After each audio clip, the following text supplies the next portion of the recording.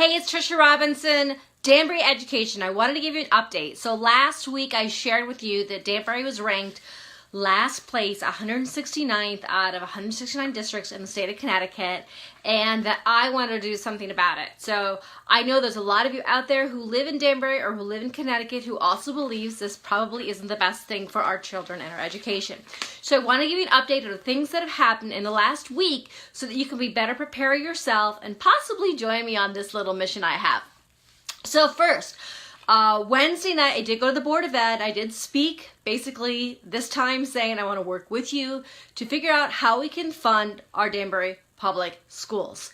At that meeting, I had an opportunity to also speak with David Arconti as well as William Duff. First time I'd really met William, but we both talked about, what are they doing? They're creating an alliance between other underfunded districts like Norwalk and I think New Haven and maybe West Hartford, other districts that are urban areas. Danbury is not this tiny town anymore. We bring a lot of revenue into the state of Connecticut. We're not getting our fair share. So I've talked with the state legislators and they're actually doing something about it. What they're doing is they're creating a coalition of other reps that basically say, hello, pay attention to us. Because it's not really working just Danbury raising our hand like, hello, state, pay us more money. But beyond that, I went to, I ran into the mayor, Mayor Boughton. He's like, schedule an appointment with me. So I basically want to go to the mayor with letters from parents, educators, students to show him, yes, this is important. We need to, even though I know we need state funding and we've got to do something about that, we need to do something at the local level too. Oh, sorry about that.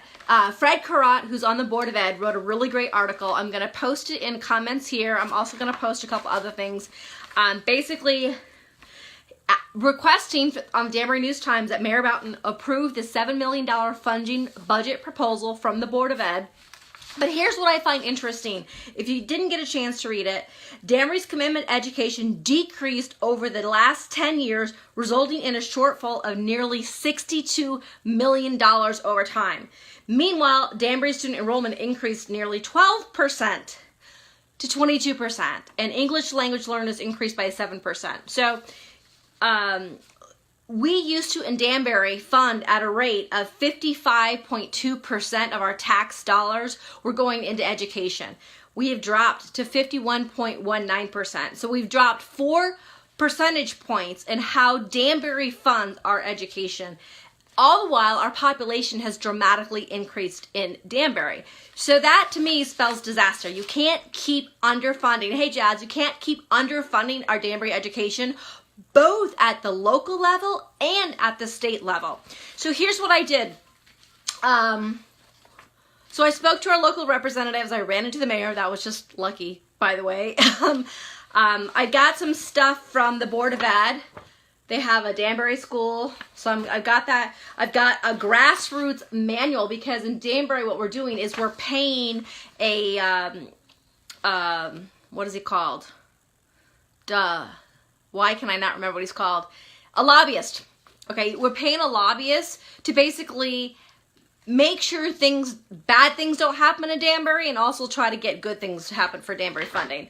And then on Thursday, I had an opportunity through this Connecticut School Finance Project, to attend a training session by Erica Haynes. Now, Erica is actually giving a training session tonight at 7 p.m. at King Street School. I don't know what you got on your agenda today. If you're living in Danbury or if your kid goes to King Street School, I hope you have an opportunity to go. It is very eye-opening. I've met with Erica multiple times. She's a wealth of knowledge. She's trying to get people here. She's trying to get our community to speak up, wave our arms, write letters, talk to our legislators, talk to our mayor to say we've got to change. We cannot be in last place. We cannot underfund our students. We are $4,000 less than the average funding in the district across Connecticut. So what was interesting is I've been in my home business for a couple years now, and everybody talks to me about storytelling. So this is what I thought was awesome. Erica's like, all right, so you got to tell stories because facts tell, but stories sell. And that is true in everything. if you were to just ramble on and talk about the facts, wah, wah, wah, wah, wah, wah, wah, people are going to get bored. And so what I plan to do is I plan to tell my story. Like, how has this impacted my school? How has it impacted the students at our school? And so that's what I'm asking for from our principal and for the teachers, is how is our lack of funding negatively impacting the students? And I'll give you 2 examples that I can tell you that I've personally experienced.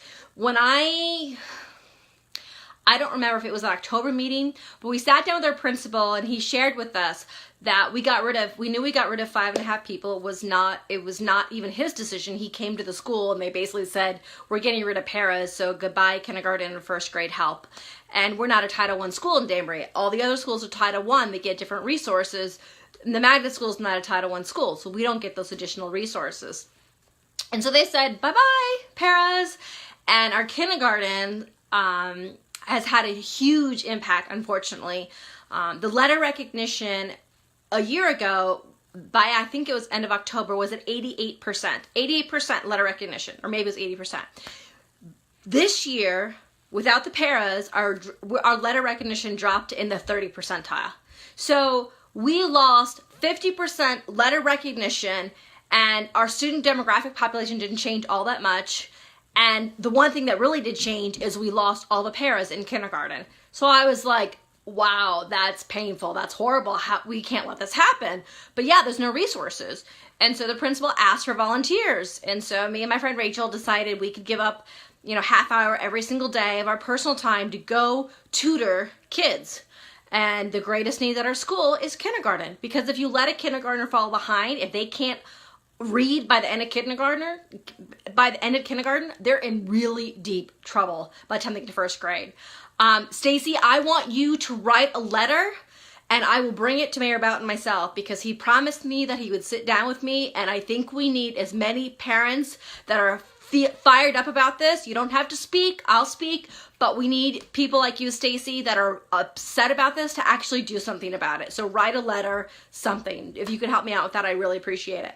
So with our kindergartners, when he told us this, I just thought, holy cow, how is this acceptable? We are taking away funding from the most needy population. The most needy population, other than special ed, so let me take out. But outside of special ed, we just cut resources that help the neediest people in our population. That's not acceptable. And like today, I had a sick kid, so I couldn't go volunteer today to help out the kindergartners because I had to be home with my child, because that's not my job. My job isn't to go volunteer with kindergarten students, as much as I love them, and the kids seem to love me, and they're so happy, and they hug me. They're like, oh, yay, Mrs. Robinson's here. It's not a sustainable solution to have volunteers come be the interventionists. It's just not.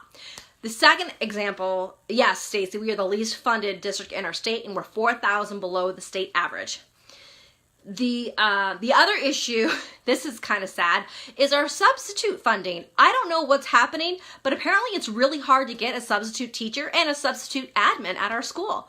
Our secretary's son was sick last week, and she had to take Monday off. I get this frantic phone call at 8:20 in the morning from the nurse, and she's like, Tricia, can you work at the front desk today? Now, I sometimes volunteer at the front desk. I am a resource. I know how to answer the phones. I know how to use the loudspeaker.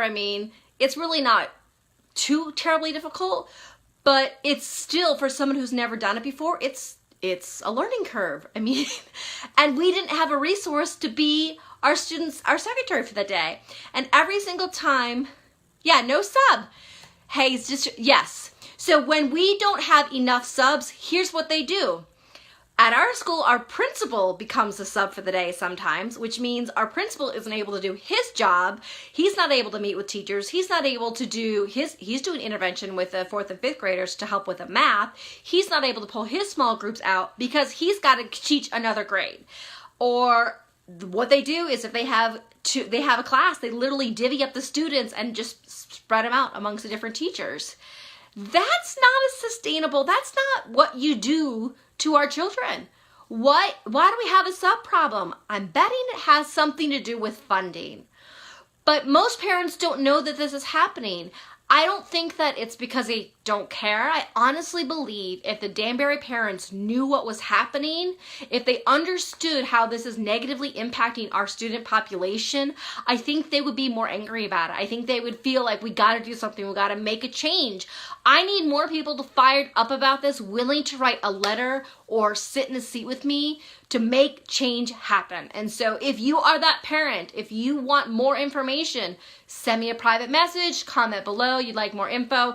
If you have the ability to go to King Street tonight at 7 o'clock, King Street School, I'm sure that the PTO president's going to be like, what are you doing, Tricia? But you need to get informed. Erica Haynes is a lovely person. She travels from the eastern side of the state a couple hours so she can be here to help educate parents on what is going on with our funding in Danbury and how the state funds us just in general.